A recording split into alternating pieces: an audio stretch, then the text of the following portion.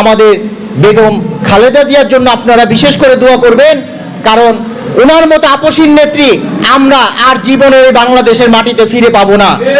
তো আল্লাহ যাতে আমাদের কাছে ওনাকে আবার সুস্থভাবে আমাদের কাছে ফিরিয়ে দেয় ইনশাআল্লাহ।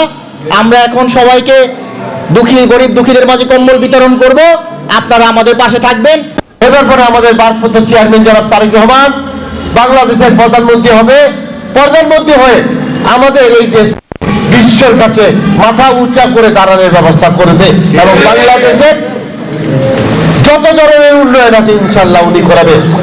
উনার একটাই স্লোগান, চাঁদা মুক্ত বাংলাদেশ, মাদক মুক্ত বাংলাদেশ, সন্ত্রাস মুক্ত বাংলাদেশ, কিশোর গ্যাং মুক্ত বাংলাদেশ। প্রধানমন্ত্রী আমাকে কমিশনার নির্বাচন করার জন্য নমিনেশন দেয় 94 সনে।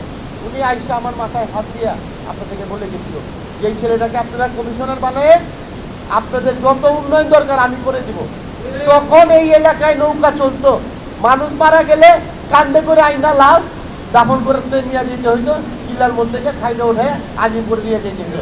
এখন যার যার বাড়ির সামনে ট্রাক বাস খাটিয়ে দিতে পারে। এই জায়গা তখন ছিল 40,000 টাকা কাঠা, এখন এই জায়গার দাম 1 কোটি টাকা কাঠা।